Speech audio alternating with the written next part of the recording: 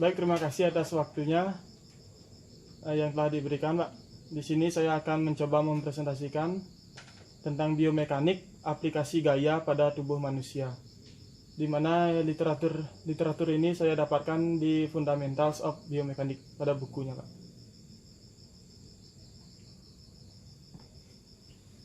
Di sini pada PPT ini saya akan menjelaskan dari 3 bagian. Yang pertama adalah definisi gaya atau force.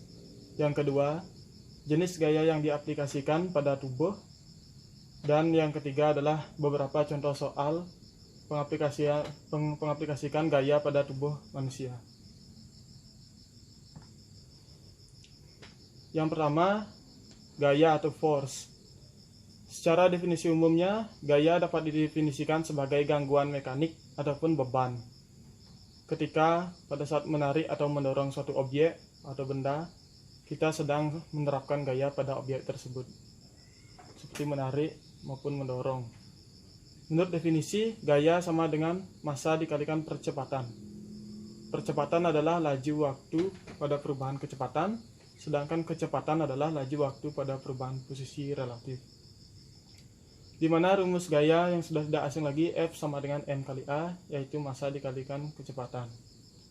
Secara umum atau di sini sistem dan unit dari gaya atau satuan gaya secara satuan internasional, standar internasional, gaya dengan special name-nya satuannya itu adalah Newton. Sedangkan pada CGS satuannya adalah Din, sedangkan pada British satuannya LB.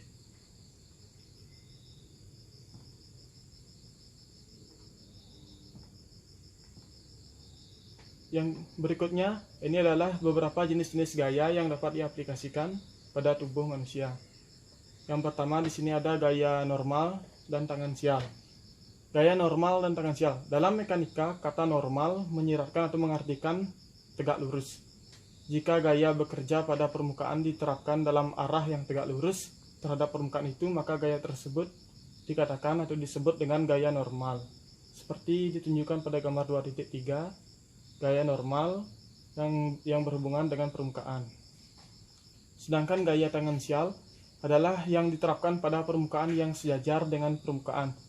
Contoh gaya tangensial tersebut terdapat pada gaya gesek, atau bisa diilustrasikan pada gambar 2.4. Gaya gesek yang menyebabkan gaya tangensial itu pada saat kita mendorong sebuah blok atau kotak ini, maka blok tersebut akan mengalami gesekan dengan permukaan lantai. Berikutnya, gaya tarik dan tekan atau tensile and compressive force. Gaya tarik jika diterapkan pada tubuh atau benda akan cenderung meregang atau memanjang pada benda tersebut. Sedangkan gaya tekan akan cenderung menyusut pada tubuh atau benda ke arah gaya yang diterapkan.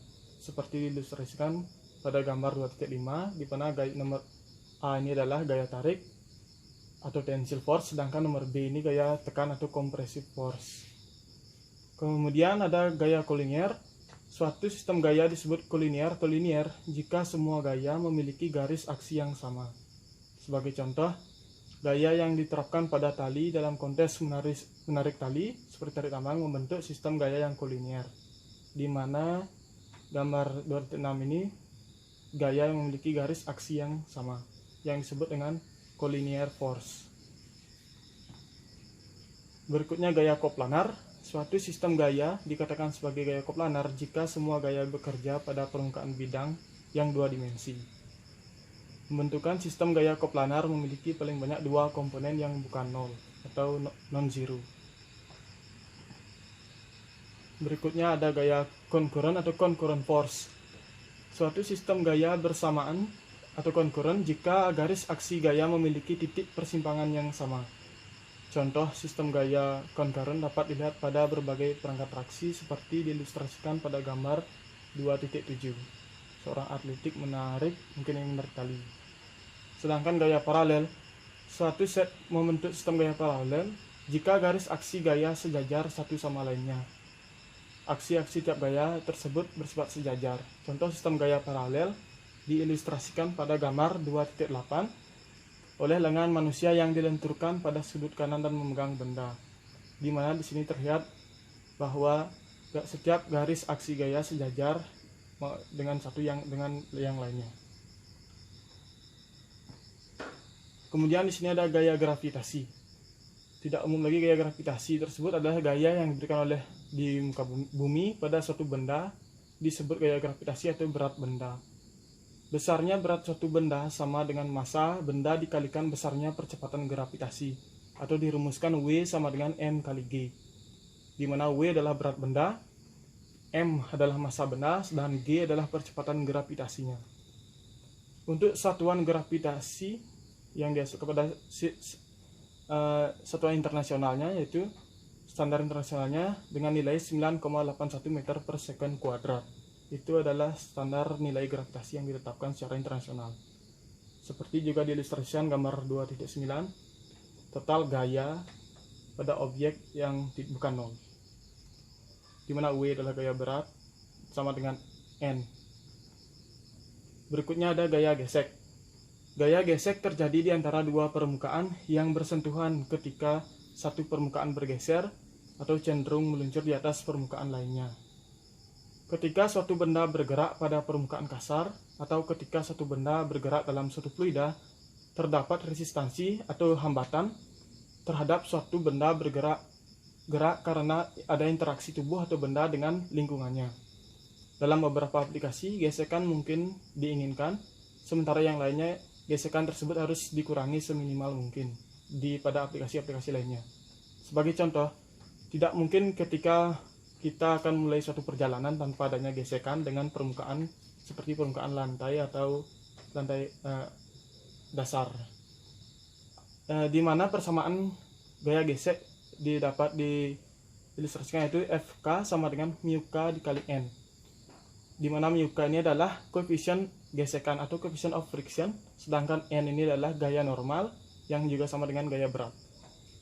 Di sini juga terdapat tabel beberapa koefisien gesek yang dihasilkan dari permukaan yang berkontak dan yang berhubungan. Salah satunya adalah kayu dengan kayu menghasilkan gaya gesek 0,25 sampai 0,50, metal dan metal pada metal 0,30 sampai 0,80 dan seterusnya. Masing-masing yang memiliki koefisien gesek yang berbeda. Baik, di sini saya menuju ke contoh soal aplikasi gaya atau penerapan gaya pada tubuh manusia, yang soalnya ada di buku yang sudah saya coba untuk jawab langsung. Di sini soalnya saya sudah translate langsung seperti diilustrasikan pada gambar 2.25 di kanan. Bila seseorang mendorong lemari arsip atau lemari kerja yang bermassa 50 kg di atas lantai dengan memberikan gaya horizontal sebesar 74 Newton. Tentukan koefisien gesek antara lemari arsip dengan lantai. Jadi di sini ditanyakan untuk menghitung koefisien gesek yang dihasilkan antara permukaan lantai dan lemari arsip. Seperti diketahui, di mana massa dari lemari tersebut 50 kg dan orang tersebut mendorong untuk memberikan gaya sebesar 74 Newton. Dengan menggunakan rumus Fk atau gaya gesek sama dengan mu K dikalikan N. Di sini karena ditanyakan adalah mu K koefisiennya, jadi mu K sama dengan Fk per N. Fk-nya kita sudah mengetahui di sini sebesar diberikan 74 Newton, sedangkan N-nya yang kita harus dicari. N adalah gaya normal atau sama dengan W. Jadi kita bisa cari W sama dengan N kali G, massa kalikan gravitasi.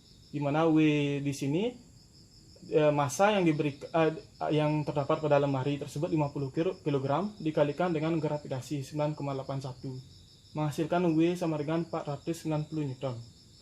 Jadi ketika kita sudah mengetahui W dan N ini atau N ini, maka kita bisa kembali ke persamaan mu K sama dengan Fk per N, di mana mu K sama dengan Fk-nya gaya yang diberikan 74 Newton dibagi dengan gaya normalnya sebesar yang kita cari tadi 490 Newton.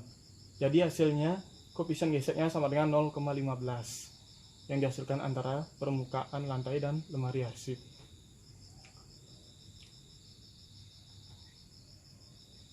Baik, berikutnya ada soal seperti diilustrasikan gambar 2.16 yang di kanan. Terdapat dua pekerja yang mencoba untuk memindahkan suatu blok. Asumsikan bahwa kedua pekerja menerapkan gaya yang sama. sama besarnya, yaitu sebesar 200 Newton. Salah satu pekerja mendorong blok ke arah timur laut dan pekerja yang lagi satu menariknya ke arah yang sama. Tentukan besarnya gaya total yang diterapkan oleh pekerja pada blok. Jadi di sini soalnya disuruh kita menentukan total gaya yang dihasilkan dari pekerja. Jadi karena di sini sama-sama diasumsikan besarnya gaya yang diberikan kedua pekerja ini, kita asumsikan Fq dan Fv yaitu 200 Newton.